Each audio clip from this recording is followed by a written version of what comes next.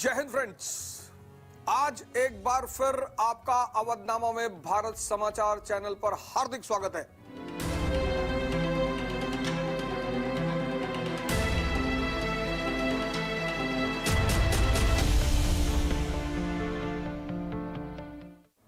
कहानी की शुरुआत फिर से करूंगा मैं आज। पिछले एपिसोड में मैंने आपको बताया वर्ण व्यवस्था, कितनी अद्भुत व्यवस्था है भारतीय संस्कृति की। अद्भुत। एक तरफ जहां सोशल डिवीजन को साइंटिफिक बनाती है, आज भी समाज में सबसे ताकतवर कौन? जिसके पास ज्ञान है। सदगुरु पंडित रविशंकर। आज भी आप अगर ना देख पाए वो एक अलग बात। आज भी समाज में सबसे ताकतवर है ज्ञानी, जिनके पास ज्ञान है, जिनके पास ब्रह्म है। मुकेश अंबानी जी की बेटी की शादी थी, उसमें बड़े बड़े पैसे वाले लोग आए, बॉलीवुड के स्टार्स आए, काम किया, सर्व किया, खाना लगाया। किसी संत महात्मा को, ज्ञानी को आपने देखा खाना लगाते हुए? ज्ञान की ताकत, असीम ताकत। अजात शत्रु सिंहासन से उतर आता था नीचे। यह है ज्ञान की ताकत। अकबर सलीम चिश्ती की चप्पलें उठाता था। यह है ज्ञान की ताकत। आज भी सर्वोपरि कौन? ज्ञानी, ब्राह्मण, ज्ञानी। दूसरा सबसे ज्यादा सम्मान इंडियन आर्मी, वॉरियर क्लास, योद्धा। तीसरा बिजनेसमैन, वैश्य, अंबानी, अडानी। और चौथा working class. Social division, working class. किसी भी कार्यालय में, किसी भी ऑफिस में जो कार्यालय जो वर्किंग क्लास है, मजदूर है, वर्कर है, उसकी ट्रीटमेंट देखिए आप। सामाजिक सोशल डिवीजन जो आज रेलेवेंट है।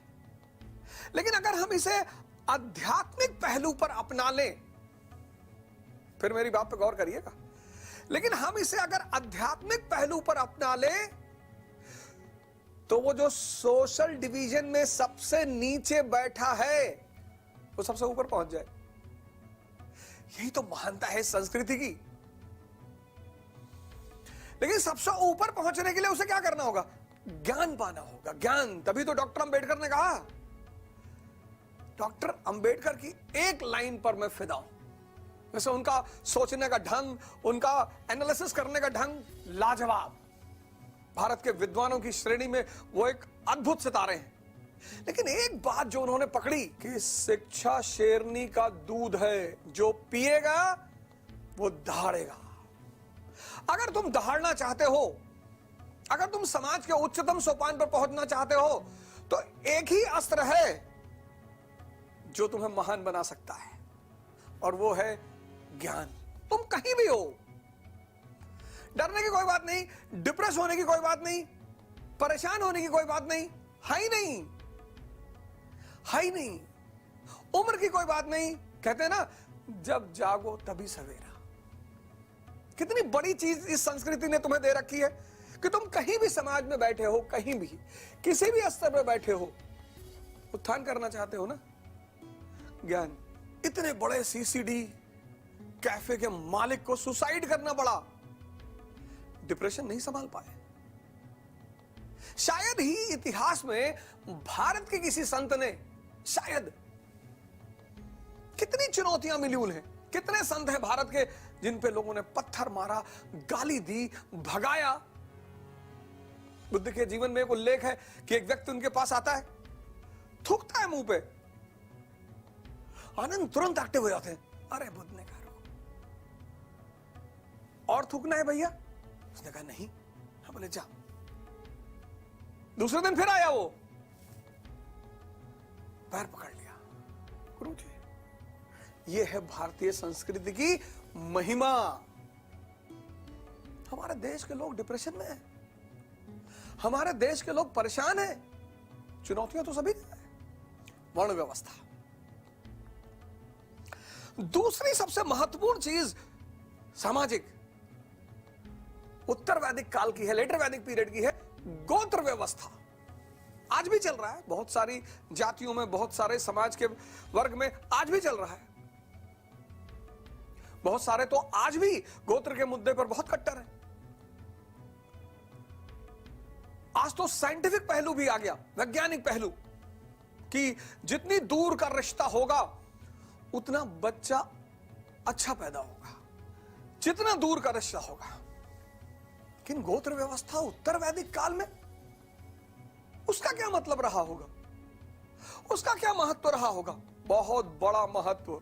हमारी माताएं, बहनें, बेटियां जो हमारे सामने बैठी हैं, सुने, पिछले 2000 साल इस व्यवस्था ने कैसे उनके विकास को रोका, कैसे जिन लोगों ने भी इसे माना उसने इस विकास को रोका कैसे। बहुत बहुत इंपॉर्टेंट, बहुत महत्वपूर्ण पहलू गोत्र व्यवस्था उत्तर वैदिक काल में। पहला प्रश्न है क्यों? मैंने आपको फॉर्मूला बताया ना, necessity is the mother of invention. आवश्यकता आविष्कार की जननी है। तो ऐसी कौन सी आवश्यकता पड़ गई उत्तर वैदिक काल में कि गोत्र व्यवस्था का जन्म हुआ, और कैसे ये स्त्रियों की संकट का कारण बना? बहुत ध्यान से इस बात पर गौर करिएगा कि कैसे पैदा हुई और कैसे ये स्त्रियों की संकट का कारण बना। अब उत्तर वैदिक काल, ऋग वैदिक भरण पोषण अर्थव्यवस्था, उत्तर वैदिक कृषि अर्थव्यवस्था की शुरुआत। अभी अतिरेक नहीं पैदा हुआ। अतिरेक मतलब सरप्लस। ठीक है, एक आदमी है, एक ऑटो चलाता था, 30,000 रुपए महीने कमाता था। अब उसने एक ऑटो और ले लिया, 60,000 रुपए महीने कमा रहा है। आय में वृद्धि हुई, इनकम थोड़ी सी बढ़ी, लेकिन सरप्लस नहीं है। अभी वो 1 लाख रुपए महीने नहीं कमा रहा है, अभी वो 2 लाख रुपए महीने नहीं कमा रहा है, सरप्लस नहीं है। तो जब सरप्लस नहीं है तो अभी स्थायी सेना भी नहीं है। हालांकि कुछ उसके ऐसे लक्षण दिखाई पड़ते हैं, स्थायी सेना के दिखाई पड़ते हैं, लेकिन स्थायी सेना जो स्टैंडिंग आर्मी हम देखेंगे बुद्ध काल में, ऐसा कुछ नहीं दिखता। ऐसा लगता है कि स्थायी सेना अभी भी पैदा नहीं हो पाई, क्योंकि अतिरेक नहीं है। इनकम में वृद्धि हुई, अतिरेक नहीं है, सरप्लस नहीं है। अब जो आदमी 1.5 लाख रुपए सैलरी पा रहा है, 1 लाख रुपए सैलरी पा रहा है, वो 20,000 का ड्राइवर कैसे अफोर्ड करेगा? वो मारुति डिजायर खरीद ले किश्त पर, यही बहुत बड़ी बात है, लेकिन वो ड्राइवर अफोर्ड नहीं कर पाएगा। ये स्थिति है उत्तर वैदिक काल की। अब आप गौर करो, स्थायी सेना की सूचना नहीं मिल रही है, स्थायी सेना नहीं है। कृषि अर्थव्यवस्था की शुरुआत, राज्य का जन्म। अब ये 3 चीज सामने रखो, ट्रायंगल बना लो तुरंत। राज्य का जन्म, कृषि अर्थव्यवस्था की शुरुआत और स्थायी सेना की सूचना का अभाव। अब जब विस्तार हो रहा है, ज्यादा से ज्यादा जमीन कब्जा करनी है। अरे जिनके घर गांव में है उन्हें यह समझाने की जरूरत ही नहीं। आज तो एक एक बिस्से पे फौजदारी हो रही है, लड़ाई हो रही है, हत्या हो रही है। अब जमीन का विस्तार, जमीन पर कब्जा, युद्ध। अब शक्ति में वृद्धि करनी है, लेकिन आर्थिक स्तर से नहीं हो सकती। क्या बात है, पैराडॉक्स देखो, विरोधाभास। जमीन पर कब्जा करना है तो युद्ध होगा, युद्ध होगा तो शक्ति में वृद्धि करनी है, ताकत बढ़ानी है, लेकिन आर्थिक स्तर पर नहीं हो सकता। पैसे के बल पे सेना नहीं रख सकते, तब कैसे बढ़ाएं शक्ति? तो अब मेन मुद्दा क्या है कि शक्ति कैसे बढ़ाए? अब वत्स गोत्र मेरा है, तो अगर मैं वत्स गोत्र में ही शादी करूं तो एक परिवार में ही विवाह हो जाएगा, परिवार परिवार में ही रह जाएगा। लेकिन मेरा वत्स गोत्र है, मैं जिस कबीले का हूं उसका वत्स गोत्र है, और दूसरे कबीले का गोत्र है अत्रि। तो वत्स गोत्र ने जब अत्रि गोत्र में शादी किया तो 2 कबीले मिले, 2 परिवार मिले। तो वैवाहिक समझौते ने, वैवाहिक रिश्ते ने राजनीतिक शक्ति में वृद्धि की। फिर से रिपीट करूं कि वत्स गोत्र के लड़के ने अगर वत्स गोत्र की लड़की से शादी की तो परिवार में ही विवाह, लेकिन अगर वत्स गोत्र के लड़के ने अत्रि गोत्र की लड़की से शादी की तो दो अलग परिवार, वैवाहिक रिश्तों ने राजनीतिक शक्ति में वृद्धि की। अरे बिंबिसार ने यही तो किया। मगध का जो राजा है कौशल में शादी कर रहा है, तो मगध और कौशल रिश्तेदार हो गए, तो दोनों ने मिलकर अंग पे कब्जा कर लिया। बिंबिसार ने किया, अजात शत्रु ने किया, चंद्रगुप्त मौर्य, सेल्यूकस निकेटर, वैवाहिक संबंध, चंद्रगुप्त वन, कुमार देवी, गुप्त राजवंश के शक्तिशाली होने का एक अहम कदम, चंद्रगुप्त विक्रमादित्य का गुजरात पर कब्जा किसकी वजह से? वैवाहिक संबंध। गुप्त काल में बताऊंगा मैं आपको। गोत्र व्यवस्था, वैवाहिक संबंधों ने राजनीतिक स्थिति को मजबूत करने में अहम भूमिका निभाई। इसलिए आज भी विवाह आज भी मुख्यतः दो परिवारों के बीच होता है, दो व्यक्तियों के बीच नहीं होता आज भी। अब आप हमसे कहेंगे तो भाई साहब इससे स्त्री पर संकट कैसे आया? हाँ, दूसरा सवाल, ये कैसे पैदा हुई वो स्पष्ट। अब सवाल ये उठा कि इससे स्त्री पे संकट कैसे आया? स्त्री पे गोत्र व्यवस्था ने स्त्री पे संकट कैसे ला खड़ा किया? जब भी हम किसी को इस्तेमाल करना चाहते हैं हम उसको ताकतवर नहीं बना सकते। जब भी हम किसी का शोषण करना चाहते हैं हम उसको शक्तिशाली नहीं बना सकते।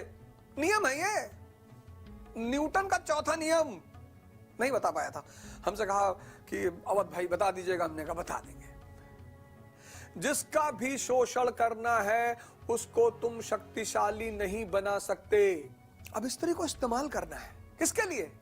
राजनीतिक शक्ति में वृद्धि के लिए। अब मान लो राजा है घनश्याम, उनका बेटा है, और एक राजा है सीताराम, उनकी बेटी है। राजा घनश्याम का बेटा और राजा सीताराम की बेटी। अब बेटी है मेनका की तरह अति सुंदर, और लड़का है अति सामान्य 5 फुट 2 इंच हाइट, सांवला सा रंग, चपटी हुई नाक। तो अगर मेनका शक्तिशाली होगी तो ऐसे लड़के से शादी नहीं करेगी, संभव ही नहीं। तभी तो पहले क्या कहते थे, आज भी बहुत जगह कहते हैं कि लड़की तो गाय है भैया, चाहे जिस खूंटे से बांध दो। अब स्त्री को इस्तेमाल करना है किसके लिए? राजनीतिक शक्ति में वृद्धि के लिए। तो अगर उसे इस्तेमाल करना है तो कमजोर करना है, तो यहीं पर इतिहास में एक बहुत बड़ी घटना घटी।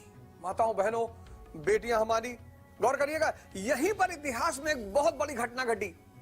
उत्तर वैदिक काल में शूद्र के साथ, शूद्र को सेवा करना है, उसको ज्ञान दे दोगे वो पंडित रविशंकर हो जाएगा, ज्ञानी हो जाएगा, कहां सेवा करेगा आपकी? तो शूद्र से भी शिक्षा का अधिकार छीन लिया और स्त्री से भी शिक्षा का अधिकार छीन लिया। उत्तर वैदिक काल की सबसे बड़ी घटना, शूद्र और स्त्री के उपनयन संस्कार का अंत। सोचो बाबूजी भैया, यानी शक्ति पाने के लिए मोटिवेशन सुनने की जरूरत नहीं है। यही तो मैं आपसे बार बार कहता हूं, इसी बात पर तो मैं आपको बार बार जगा रहा हूं, इसी बात को तो मैं आपसे चिल्ला चिल्ला कर कह रहा हूं।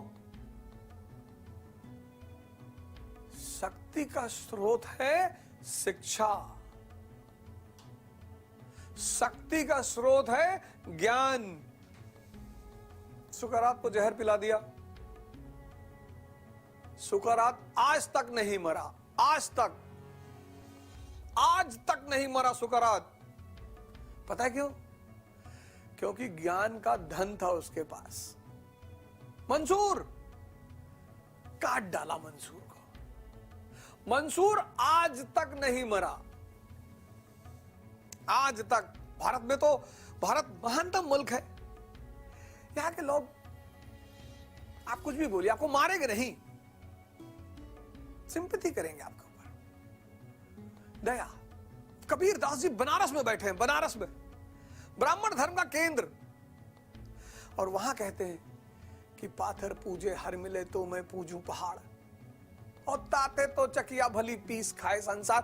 किसी ने नहीं मारा। यही तो इस देश की महानता है, फ्रीडम ऑफ स्पीच और लिबर्टी। इस देश में आधुनिक काल की देन नहीं, इस देश के रग रग में बसा हुआ है। आज तो हमारे भाई बंद छोटे छोटे बात पे भड़क जाते हैं, सुनते ही नहीं, काउंटर ही नहीं करते, डिबेट ही नहीं करते। यानी भारत की संस्कृति के अनुसार शक्ति का सोर्स क्या है? शिक्षा। हर आदमी को शिक्षित होना चाहिए, हर आदमी को ज्ञान लेना चाहिए, हर आदमी को ज्ञान के रास्ते पर बढ़ना चाहिए। और उत्तर वैदिक काल के समाज की सबसे बड़ी घटना है शूद्र और स्त्री की शिक्षा का अंत। तो अब मैं आपको न्यूटन का 5वां नियम बताने जा रहा हूं, D = S + E। D = S + E। अब आपने क्या सीखा इससे? कहानी का उद्देश्य क्या होता है? कहानी का उद्देश्य होता है आनंद और शिक्षा, मजा और मैसेज। ये जो आप हमसे इस कहानी को सुन रहे हैं, इसमें सिर्फ मजा मत लीजिए, मैसेज भी लीजिए, सीखिए भी। इतिहास की कहानी के 2 पहलू हैं। पहला पहलू मजा आना चाहिए, और दूसरा पहलू मैसेज, शिक्षा मिलनी चाहिए, ज्ञान मिलनी चाहिए। D = S + E। अभी तो आपने पहला ही सुना होगा, F = m × a, force = mass × acceleration. अब मैं बताता हूं फॉर्मूला, D = S + E।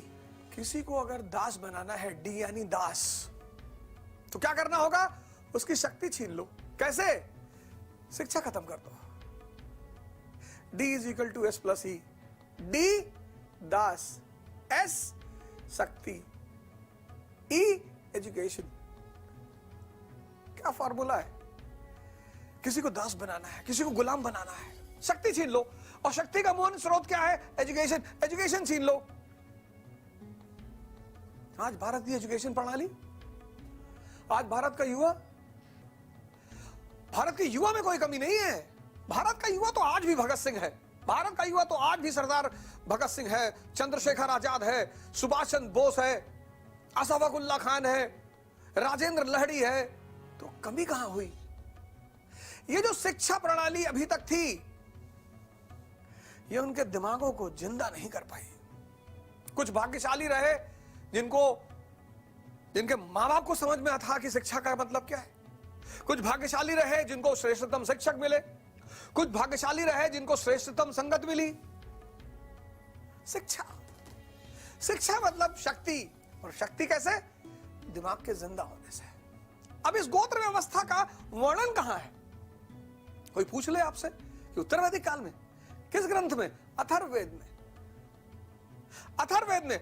और यह व्यवस्था इतनी सशक्त तौर पर लागू हुई कि इसके उल्लंघन करने पर दंड का भी विधान था। उस दंड का नाम था चंद्रायन। सोचिए, जब भी किसी कानून के साथ कठोर दंड लग जाए, इसका मतलब समाज उस कानून को जबरदस्त तरीके से लागू करना चाहती है। तो गोत्र व्यवस्था अद्भुत व्यवस्था आज के स्तर पे, साइंटिफिक स्तर पे, कि जितनी दूर शादी होगी उतना अच्छा बच्चा होगा। लेकिन उस वक्त उत्तर वैदिक काल से इसका उद्देश्य था वैवाहिक संबंधों के आधार पर राजनीतिक शक्ति को बढ़ाना। ऐसा उदाहरणों से प्रतीत होता है। बिंबिसार, अजातशत्रु, चंद्रगुप्त मौर्य, चंद्रगुप्त वन, ये सारे उदाहरणों से प्रतीत होता है। फिर वर्ण व्यवस्था, सामाजिक वर्गीकरण, सोशल क्लासिफिकेशन, जिसका आध्यात्मिक पहलू इतना महान है कि मानव को भगवान बनाने की क्षमता रखता है। सोचिए, इस भारतीय संस्कृति का आदमी परेशान हो सकता है जिसके पास इतने बड़े बड़े अस्त्र हो। मैंने जब मां सरस्वती के आशीर्वाद से पढ़ना शुरू किया, मैंने जब अपने गुरुओं के आशीर्वाद से पढ़ना शुरू किया, श्री आशुतोष महाराज जी, महाराज अड़गड़ानंद, जब मैंने इन लोगों के आशीर्वाद से पढ़ना शुरू किया और इन्होंने कहा ज्ञान चक्षु, हमारे यहां ज्ञान चक्षु कहा गया। आंखें खोलो, सिर्फ पढ़ो मत, सोचो, देखो, विजुअलाइज करो। तोता बनने के लिए शिक्षा थोड़ी है। शिक्षा का उद्देश्य तोता पैदा करना नहीं है। आज भी हमारे घरों में जब हमारे यहां मेहमान आते हैं, बच्चों को, छोटे छोटे बच्चों को बुलाया था, चलो भाई बबलू इधर आ, अंकल को पोएम सुनाओ। कवि है कि तुम्हारे दरबार में कवि है कि बार बार बुला के पोएम सुनवाते हो? बच्चों का सम्मान करिए।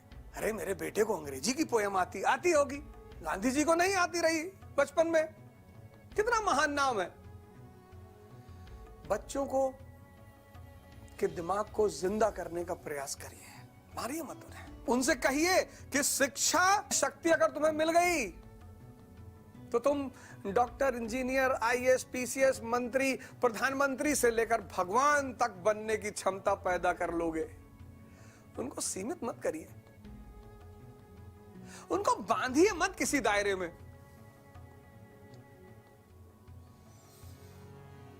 मारिए मत। शिक्षा एक बहुत, ज्ञान बहुत बड़ा दबाव होता है।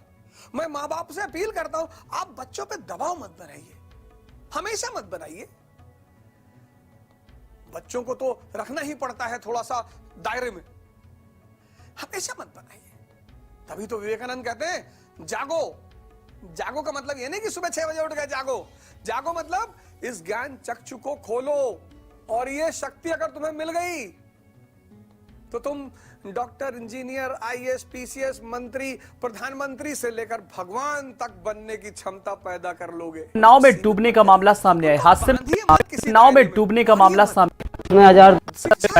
बहुत ज्ञान बहुत बड़ा दबाव होता है। मामला के मामले उतरे तो युवक डूबे, घटना में एक युवक की तो रखना ही पड़ता है थोड़ा सा दायरे में। तभी तो विवेकानंद कहते हैं जागो। जागो का मतलब ये नहीं कि सुबह 6 बजे उठ गए जागो। जागो मतलब इस ज्ञान चक्षु को खोलो, इस जमीन से आसमान तक की बुलंदियां तुम्हारा इंतजार कर रही हैं। तीसरी सबसे बड़ी व्यवस्था उत्तर वैदिक काल में जिसका जन्म होता है, लेकिन वो विकसित होती है बुद्ध काल में। बहुत बड़ी भारतीय संस्कृति की व्यवस्था, अद्भुत व्यवस्था, अतुलनीय। आप कहेंगे कौन सी व्यवस्था? आश्रम व्यवस्था।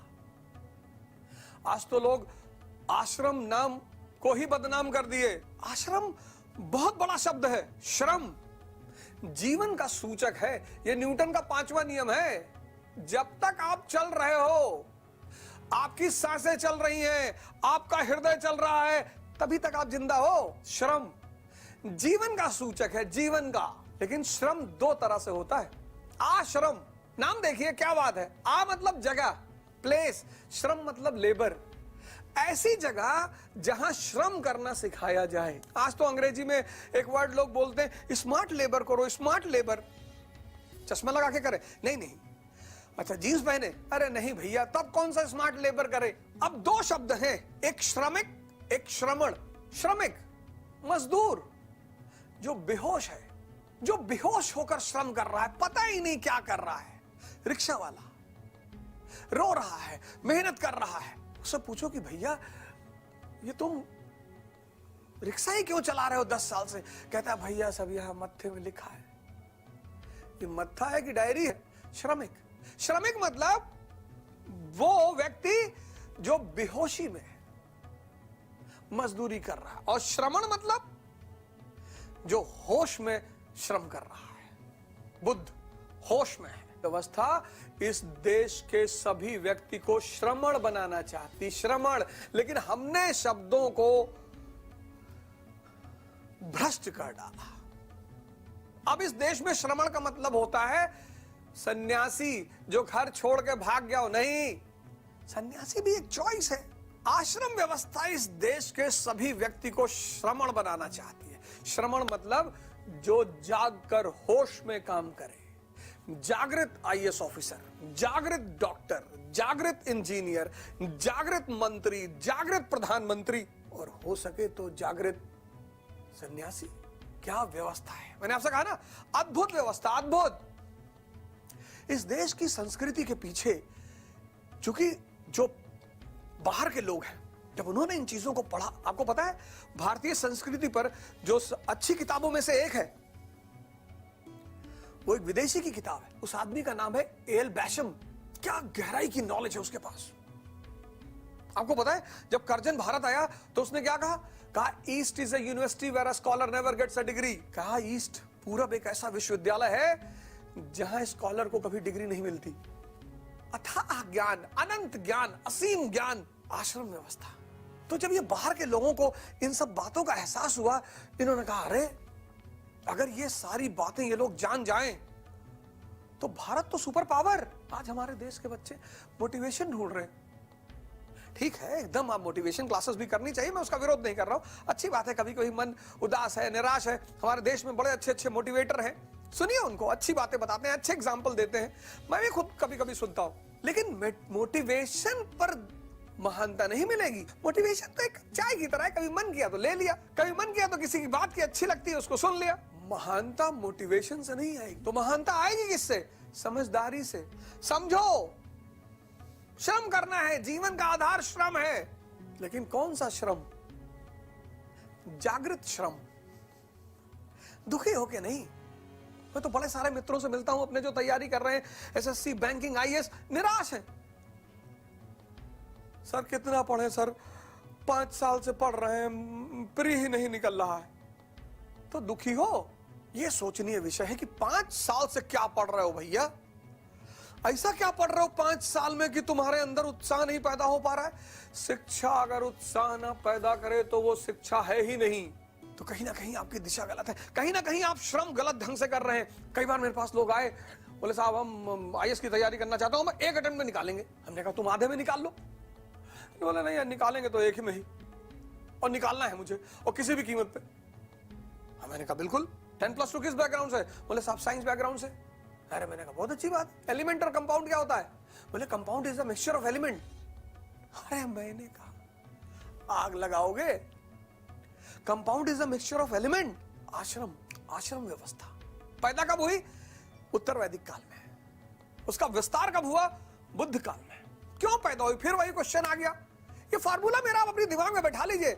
Who is the mother of invention? Necessity। आप पढ़ते हो पेन लेकर ऐसे अंडरलाइन किए जा रहे हो, वो किताब आपसे कहती भैया, आगे तो चुप, बाद में पढ़ेंगे। वो जब आप उस लाइन को अंडरलाइन करते हो तो आपसे कहती है भैया किताब सिर्फ जिंदा दिमागों से बात करती है, मुर्दा दिमाग को तो नींद आती है किताब पढ़ के।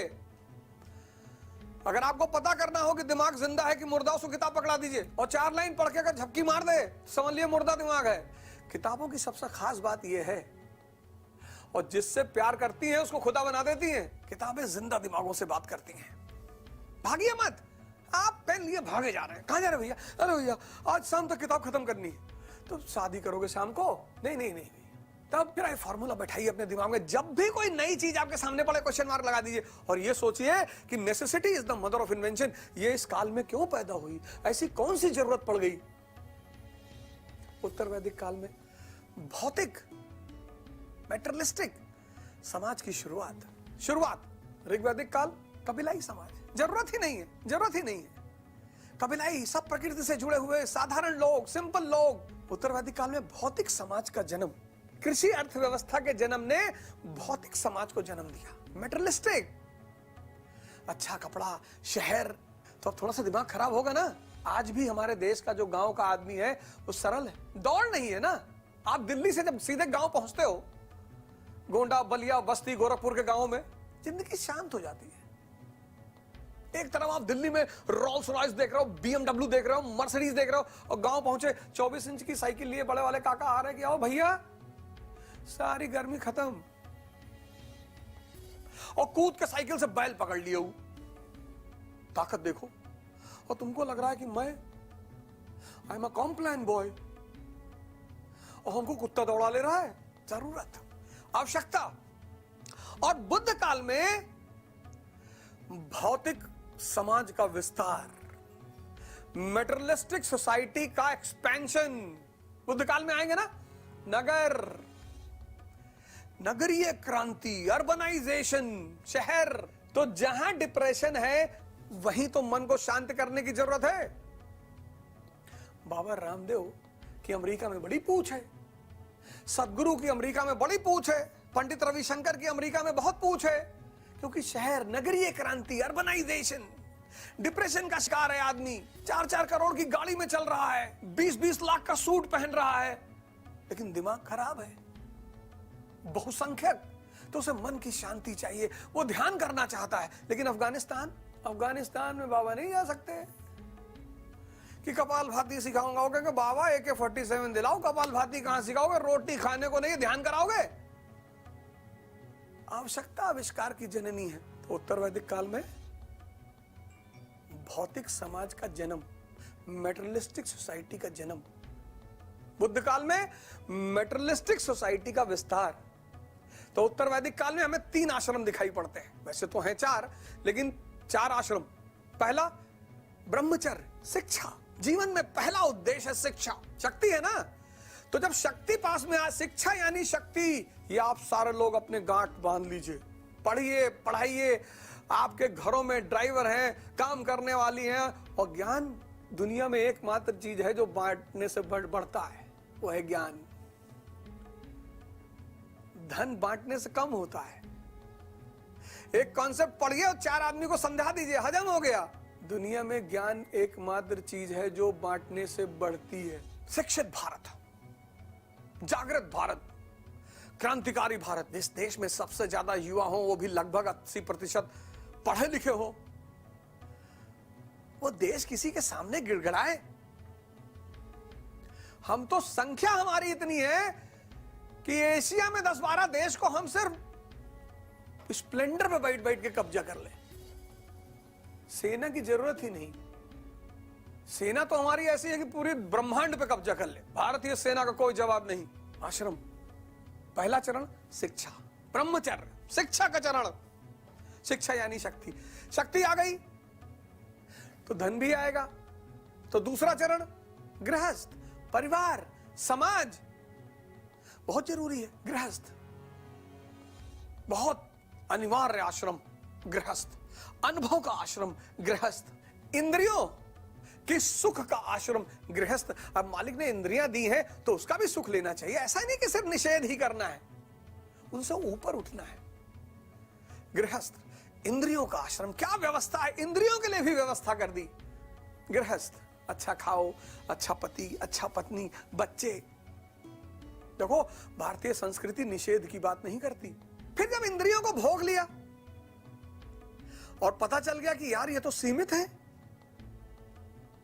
तो तीसरा वानप्रस्थ, पोस्ट 40। आज कितने लोग डायबिटीज के शिकार हैं, यूरिक एसिड के शिकार हैं, बीपी के शिकार हैं, कितने सारे लोग। बस एक चीज पर ध्यान दे दें, सारी बीमारी खत्म। एक नियम आप जिंदगी में बना लीजिए, नो एक्सरसाइज, नो फूड, बस एक नियम, छोटा सा नियम है कि अगर मेहनत नहीं करेंगे तो खाना नहीं खाएंगे। हम लोग बचपन में कितना खेलते थे। मई के दोपहर में, जून के दोपहर में दिन दिन भर क्रिकेट। काले होकर घर लौटे, मां ने मार के भगा दिया कि चोरी करने आए, किसका बच्चा है? अरे बोले आप ही के बच्चे हैं। फिर और मारे गए। कितने पागल हो, इतनी धूप में खेल रहे थे। नियम बनेंगे, नियम। No exercise, no food, post 40 आश्रम। तो तीसरा वानप्रस्थ, क्या साइंटिफिक तरीका है समाज को संभालने का। क्या कोई संस्कृति ने ऐसी चीजों को इजाद किया होगा? भारत, मेरा भारत महान। और संस्कृतियों की अपनी अपनी देन है, सबकी अपनी अपनी देन है।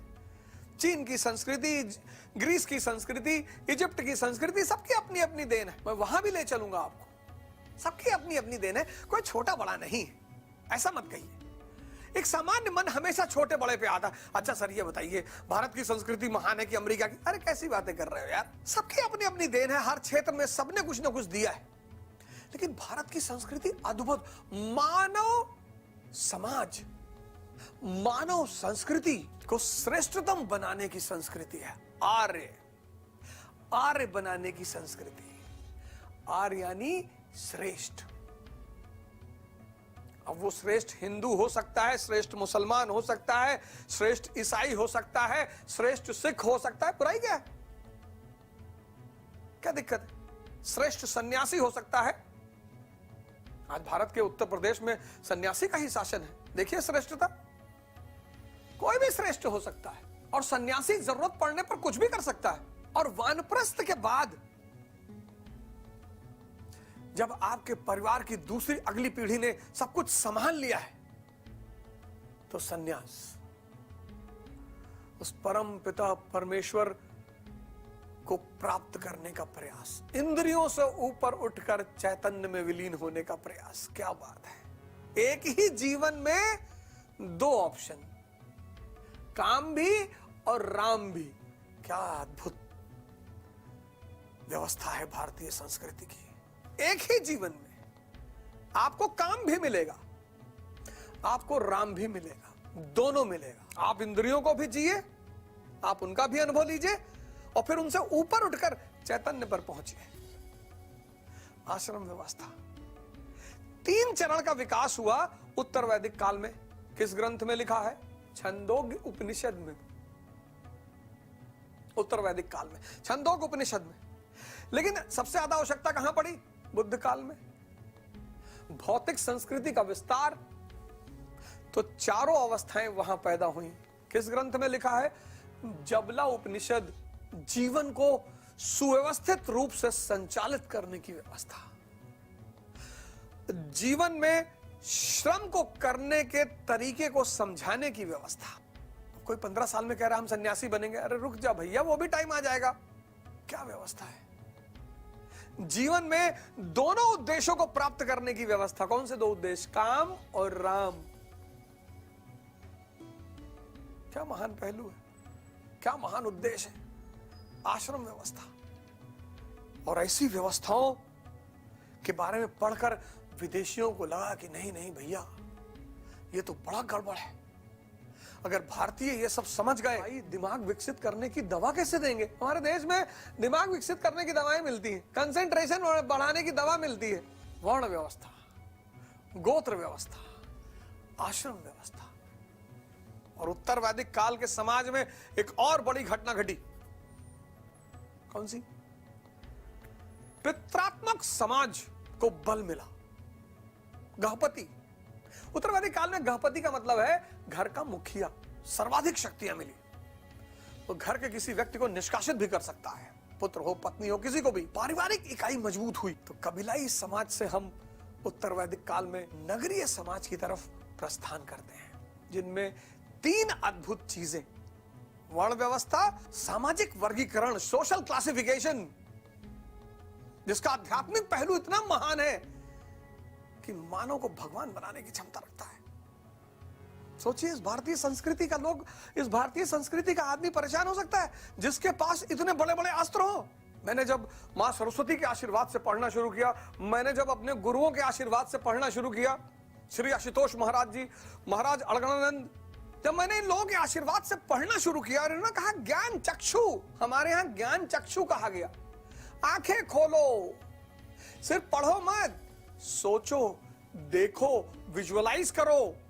गोत्र व्यवस्था उत्तर वैदिक काल की है, लेटर वैदिक पीरियड की है। गोत्र व्यवस्था आज भी चल रहा है, बहुत सारी जातियों में, बहुत सारे समाज के वर्ग में आज भी चल रहा है। बहुत सारे तो आज भी गोत्र के मुद्दे पर बहुत कट्टर है।